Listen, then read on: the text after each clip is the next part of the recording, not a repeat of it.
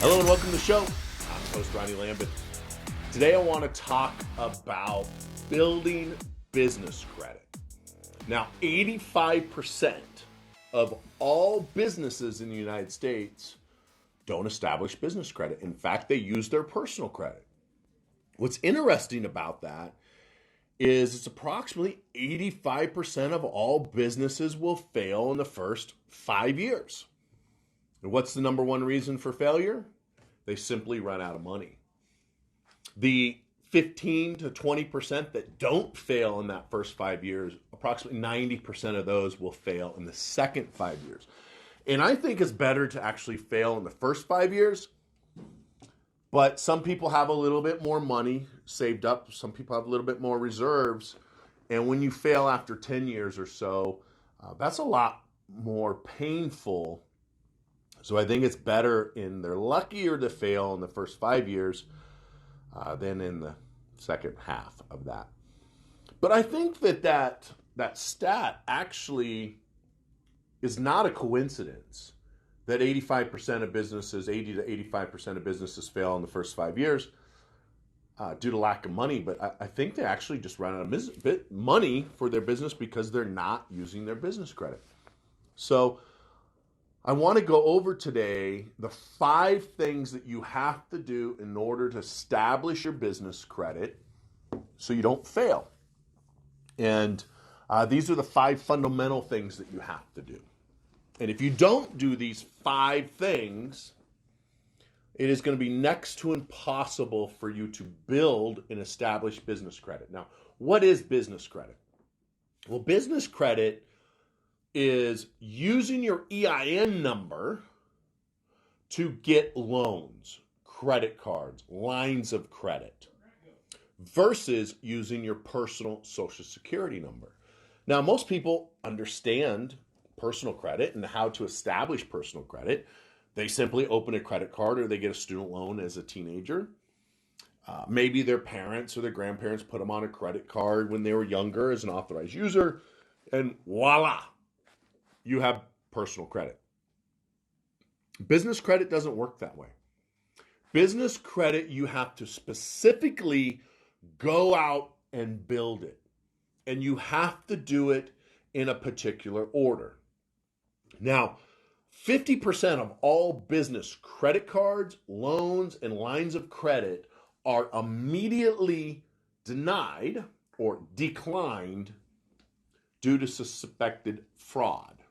50% right off the top immediately decline because they think it's fraudulent. And if you think identity theft is bad in the personal space, you should look at the numbers in the business space. In fact, there are no laws that protect you as a business owner on your credit. There's no Fair Credit Report Act. There's no Fair and Accurate Credit Transaction Act. There's no Fair Debt Collection Practices Act. It is the Wild West when it comes to business credit. And because of that, there's a lot of fraud, and the banks want to protect themselves. For example, I could go on to Experian.com right now. I could go to DNB.com, which stands for Dun & Bradstreet. They're the largest business credit bureau in the world. Experian would be number 2. But I could go to one of those 2 websites or both, and I could pull your business if you had a business. If I know the name, I can pull it. Just like I can pull Apple's. You know, right now on the podcast, I'm actually streaming to Instagram using a Samsung, and I'm streaming via live using an iPhone 10. So I could literally go in to Experian.com right now and pull Samsung's business credit. And there's nothing Samsung can do to stop me from doing that. I could go immediately into Dun & Bradstreet right now, and I can pull Apple's credit. I can pull Google's credit. I can pull Walmart's. I can pull Microsoft's. I can pull any business's credit worldwide via those 2 websites. I can also go to Equifax and pull it. There's nothing protecting them. So if I wanted to commit fraud and I wanted to open a new credit card in Apple's name, I literally could do that. And so based on that, 50% of all business credit is declined immediately. because of some type of suspected fraud. Now, this fraud could be that you didn't put a period behind your Inc. So Apple Inc., INC as in incorporated, and they didn't put the period, and the algorithm will kick that out. You could go and apply for credit and use a Gmail account. That will decline you. You could use a different address that doesn't match what the credit bureaus have. So 50% of all businesses will be turned down for credit, and they don't know why. Because there is no Fair Credit Report Act, the banks don't legally have to tell you why. Many times the banker that you talk to doesn't even know why. And so the banks, in order to protect themselves, won't allow the bankers that you're dealing with to even know why. They simply will say, you were denied, come back in 6 months. And then you start all over again. This time you remember to put the period behind the C, but you moved and you didn't update Experian. And so now you're denied again because you moved to a different suite in the same building. All right, it's very simple. Very simple things like this can get you denied.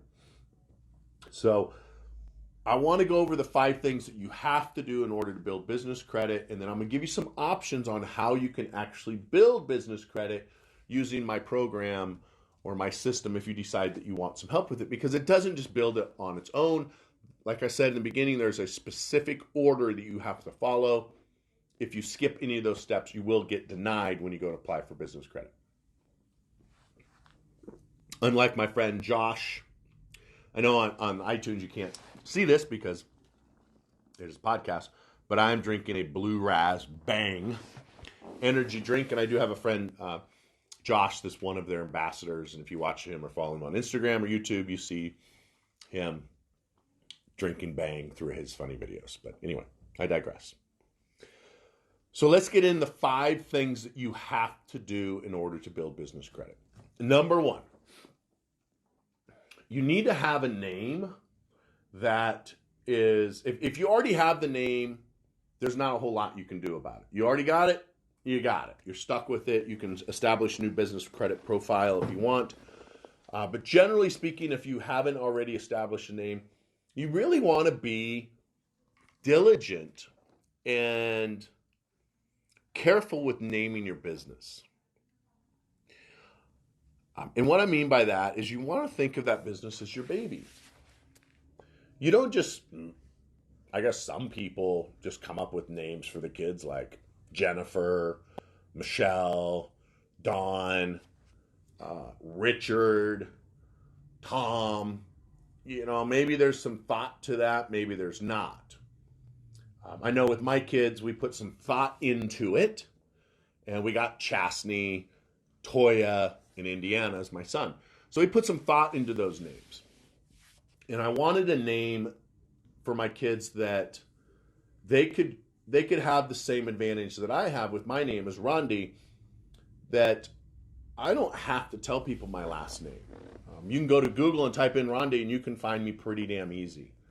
You can go and type in my daughter Chastney's name, who's the producer of this podcast and also runs my social media. If you type in Chastney, it's going to be pretty damn easy to find her. You don't have to put in Chastney Lambeth. Same thing with Toya, and same thing with my son, Indiana. A little bit harder with Indiana since there is a state named after my son. But if you did put in Indiana Lambeth, it'd be pretty easy to find. So I wanted to name my kids something that was special, something that meant something to me. And maybe someday I will get into how I actually named the kids, because there is a little bit of backstory on it, especially on my son, Indy. But when it comes to naming your business, you want it something special for you. You want it something easy to spell, because if you spell it wrong, or if it's hard to spell, the kid that's running the system in the Philippines or in India, that English is a second language, you might spell it wrong. Or Brazil is where Experian has their people, and they might spell it wrong. The other thing is you want to use a name that is uncommon. My company, one of my company's name is Fortress, and I broke all these rules with this. But I didn't know anything about business credit in 2007 when I established Fortress. I thought it was a cool name. My family comes from England, where we are, I guess we have royal blood, if you want to call it. We have a castle in outside of London. We have a whole city named after a family called Lambeth. We have a Lambeth Bridge, a Lambeth Waltz, a Lambeth Convention. So I kind of wanted to bring in my family name into Fortress, and so I picked the castle. But I also brought in that I wanted to build a fortress around people's credit and finances, which is what our hashtag Build a Fortress is about, is building a fortress around your personal life, your financial life, and your brain, your mind, and your body. Okay. So, but I did it wrong. I called it Fortress, and unfortunately there are hundreds of companies called Fortress, and hundreds of companies called Fortress that are now out of business. And because of that, it is very difficult for me to get business credit. Very, very difficult, to where I don't even try to build business credit anymore under Fortress. Instead, I build it under another company that I'm the only one in the entire United States with that name. And so it's very easy for that underwriter in Brazil or India or Pakistan or the Philippines to find me and make sure it's actually me. So when you pick your name, you want it to be unique, and you want it to be something that means something to you, and something that's very easy to spell. So just because it's unique, if you get one of those check boxes and then it's really difficult to spell, you're going to fail. All right, so something really simple. So one of the things that I like to do when helping my clients establish their business name is to name it after themselves or their kids and the year it was founded. So I helped a friend named Kathy in Sarasota, Florida a few weeks ago, and her son's name was Franklin, and her daughter's name is Gracie, and her name is Kathy. So we come up with the name using those abbreviations. And then we incorporated it. Okay. So that way, it's easy to spell. So for example, I had a company once called Princess with a Gun. That was Michelle's business. We knew that if we called it Princess with a Gun, it was going to be very difficult for Shopify account. It's going to be hard for Google. It's going to be hard for Facebook, Instagram, banks. And so we incorporated as PWAG, PWAG, the stood. Yes, I went to public school. Stood for Princess with a Gun, PWAG. And we never got declined credit. We never got declined Google AdWords or Instagram or YouTube because it didn't have anything with a gun, because we just told people it's PWAG, PWAG. I named another company called DR13. That was initials, first name and middle name, and the year that we incorporate, DR13 Inc. So I like to take names, initials, put them together with the year. And so it's really simple. It's the only one. The other advantage to this is another part of the original 5 steps, and that is to get a domain name, .com. So, but I want to back up a little bit on the name, because people get hung up on this. When you come up with the name like PWAG or DR or M256 or whatever, that doesn't have to be the business you're doing, or doesn't have to be the name you're doing business as. For example, Fortress Inc. owns multiple different companies underneath it. It owns Credit Mojo. It owns Divorce Your Debt, or otherwise known as DYD. It owns Fortress University, otherwise known as FU. So it owns several different companies that work underneath that name, similar to Amazon. Look at Amazon. They own Whole Foods. And so they own different companies that are underneath them. But if you go and look at it, it's really Amazon that builds business credit. Now, that's a little bit extreme, so that's probably not a good example.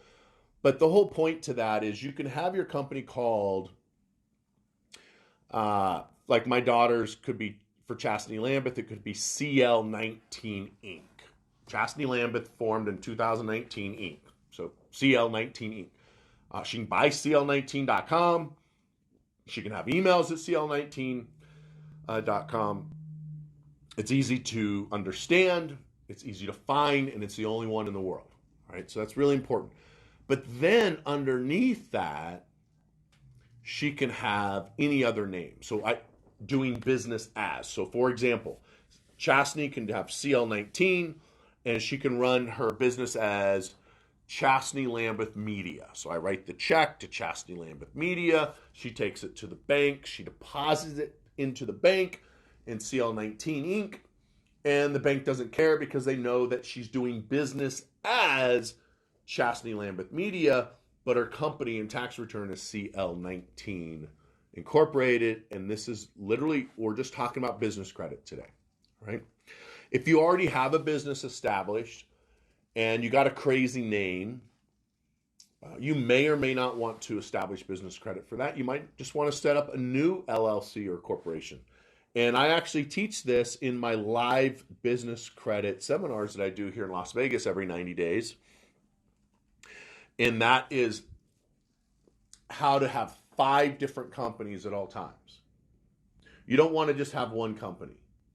You want to have 5 companies underneath the one company. And I go over why you want to do that. So it's okay to have a company that's just for business credit, just for getting credit. That is fine. So now that we've established the name, that's the one checkbox. So that's one of the first 5 things you have to do. Number 2, you got to go out and buy that domain name. So again, I violated this rule in 2007 when I started my company, and I couldn't buy fortress.com. So I bought fortresscreditpro.com because we're credit professionals. I had Fortress Credit Professionals, but you know how many people don't know how to spell professionals? A lot. So I dropped it to pro. And so that's how we come up with fortresscreditpro.com. But it falls under the Fortress Inc. name. Okay, so we're doing business as Fortress Credit Pro, Fortress Credit Professionals, Fortress Credit, and we can accept checks even for Fortress Inc. Right? So you want to have a unique name that you can buy a .com. Now that you have the .com, that's the second step. The third step is you want to get the email. You will be denied if you go and apply for a business credit card, American Express Platinum, a Bank of America, a Citibank, Ford Motor Credit because you want to lease a car in the business name. You can be denied because you used a Gmail account, a Yahoo, an AOL, an Outlook, an MSN, a Live. They might think it's fraud. So they may deny you credit because you're using a Gmail account. So you want to own that .com domain name. You can still run your email through Gmail. That's what we do at Fortress, and that's what we do at DYD and Credit Mojo and M25 and the other companies that I have. Is we run everything under the Gmail platform or in the Gmail platform, but we have it masked with our domain name. So it's fortresscreditpro.com, and my email is Rondi at fortresscreditpro.com or whatever it ends up being. So you want to make sure that your email that you put on your applications is a .com. For my podcasters listening right now, Robert Hammond Jr. Hey, buddy, he just sent me a message on Facebook. It says, I just bought a new Lexus under the business with the thanks of Rondi. Thank you so much, Robert, for that. Robert actually was a client a long time ago and left his government job to start one of the best tactical gun stores in the United States on the East Coast. So that's what he wanted to do, so he left his government job. Very proud of you, Robert. Very, very proud of you for doing everything you're doing. So we got the Gmail account set up. I mean, you're not using Gmail anymore. The next thing that you want to do with your business credit is you want to use an address that you're actually located at. All right? If you go out, now it's best to actually have a physical address that's not a P.O. box. The banks know these big P.O. box UPS stores. It doesn't take long when you get thousands of applications to figure out where the UPS stores are, right? I know when I first established my business here in Las Vegas, it was 848 North Rainbow Boulevard. And that was like a UPS store, and all my mail went there, and they'd open it up, they'd scan it in, send it to me. Still my registered agent. All of these years later, we still have my registered agent there on 848 North Rainbow Boulevard. There's another one here in Vegas that's really popular, Howard Hughes Parkway. And the banks don't care. They know that anybody can go in there and rent a space for a couple bucks. So you're better off using your home address if that's all you got. It's okay to claim your home address. Just don't lie and say it's a Class A 30-story building. Because with Google, they can figure it out pretty damn fast that no, it's residential and your mom owns the house, right? So don't lie about where you live. If you live at home and you're just starting your business and it's home-based, then just put it's home-based.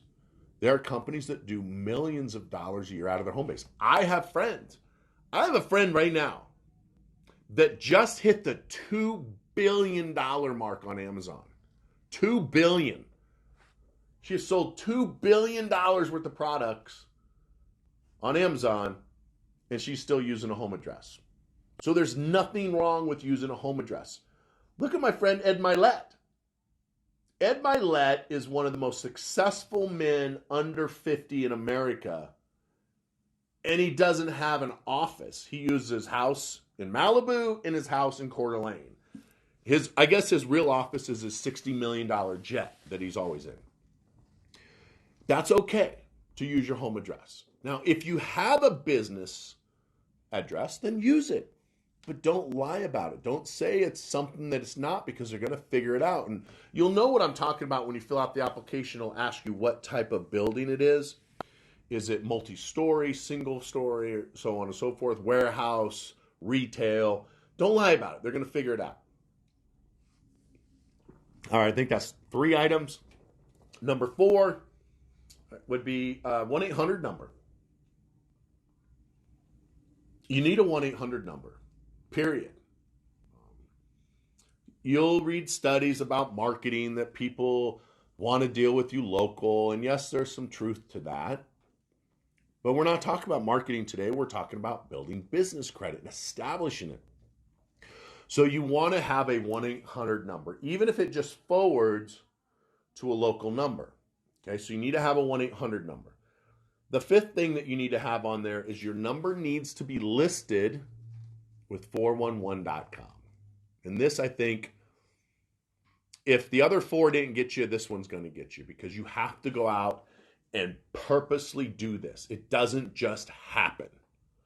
All right, 411 just doesn't pick it up and put it in their system. You have to do it. You have to contact 411. You have to pay for it. Why is this important? Because 411.com is the Google for banks and for Dun & Bradstreet and Experian and Equifax. They don't go to Google and type in your 1-800 number and see what happens. They go to 411, they type it in, or they type in your business to see if you have a 1-800 number listed. If you don't, denied. Come back in 6 months. All right, so those are the 5 basics that you need to do just to start building business credit. And then once you start, there's another 40 different steps that you need to do that you have to do in a specific order. If you go from step 6 to step 13 and you skip the middle, you're going to get denied. If you go from 6 to 39 and 40, like most people do, you're going to get denied. An example of this, you just started your business, you open up your bank account, Wells Fargo says, hey, would you like to open up a credit card in your business name? You say, yes, I would. Because now they're asking. They used to not ask. Now they're asking because they got in a little trouble for that. As in the $1 billion worth of trouble. Excuse me. So what they'll do is they open up a bank account and immediately apply for credit. And what you don't know is It's really just a personal credit card. It's a credit card, business credit card, personal guarantee. Anybody can do that. I'm not talking about that. When I say business credit, I'm talking about a business credit card that doesn't have a personal guarantee. Or like Robert said earlier, a brand new Lexus without using his personal credit or his social security number. Now, did he have to do a personal guarantee? Probably, but it's under the business's credit. Think about it this way. When you incorporate, that is actually a legal person. And incorporating has been around for hundreds and hundreds of years. A good example of a very famous corporation would be when Christopher Columbus was sent out to find the New World.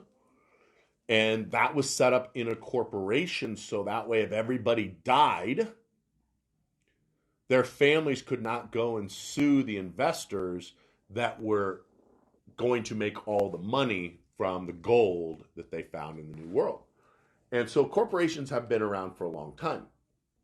But corporations are legal persons that have a birth certificate known as an Articles of Incorporation and a death certificate. And if you do not renew your Articles of Incorporation, you die after so many years, depending on what state you incorporate with. Just like us. We're born and then we die. And the average male is like, 84 years old. I'm going to live until I'm 150. So I'm going to renew my birth certificate when I'm in my 70s for another 75, 80 years. Okay? If you don't know what I'm talking about, if you're like, what the hell are you talking about? Check out Superhuman by Dave Asprey. Superhuman by Dave Asprey, where they are biohacking the human body and getting people to live in the 140s right now. And with technology, we're pushing 150 to 180 years old by just simply reversing our aging. In fact, yesterday, I'm almost 50 years old. And yesterday, I got my blood work done. I didn't get my blood work done. I got the results of my blood work. And my metabolic rate, my bone structure rate, my cellular repair rate with my mitochondria is that of a 33-year-old. So I've literally, in the last 6-7 months, reversed through some of this biohacking 15 years of age. So I was pretty excited about that to find out that I look like a 33-year-old. And I feel pretty freaking good. So check out that book. I digressed a little bit, but it's really important if you're going to be around for 150, 180 years to have your business credit in order, because I don't plan on slowing down. So those are the 5 things that you need to do in order to build successful business credit, just to get started with it. Now, the rest of it, you could spend hundreds of hours online watching videos, trying to figure it out on your own, getting advice from people that really don't know what the hell they're talking about.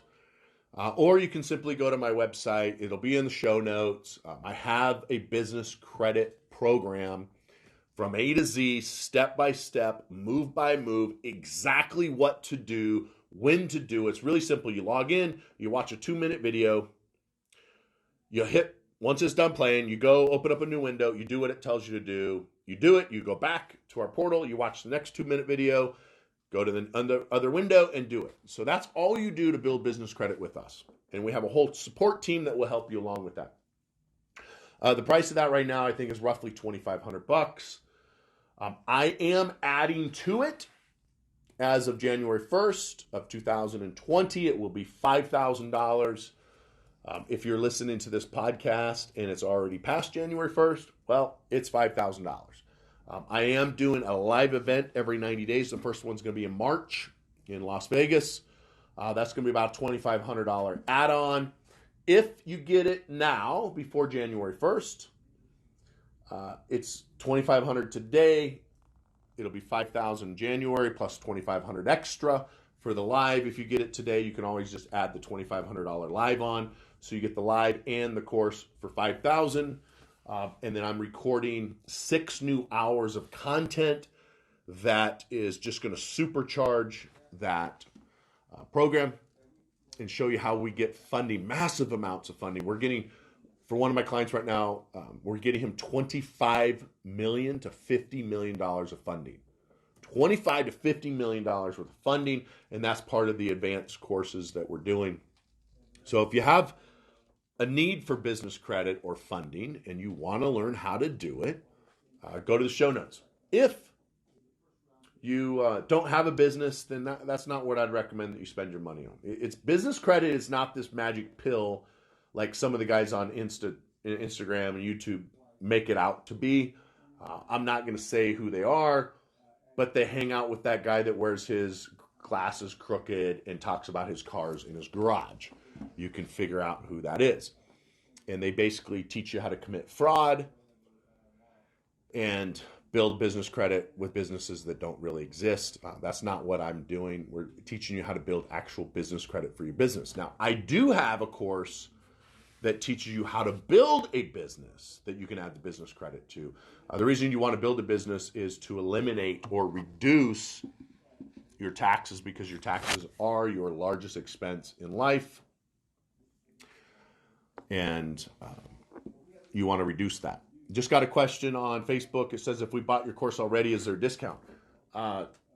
No, because if you bought it already at $2,500 and the price is going up to $5,000, there's really no discount. You already got it for $2,500. But good question, though. Appreciate that. So that is the end of the podcast. I appreciate you tuning in. Stick around on Facebook and Instagram. I'll answer some of these questions live. And then tune in next week. If you haven't subscribed yet to School of Wealth, please do that. And if you haven't left a review, please leave a review. That is how more people find it. And we just got a whole bunch of Fortress swag in. I cannot wait to send it out. We have some School of Wealth swag being designed right now. We'll send it out to you.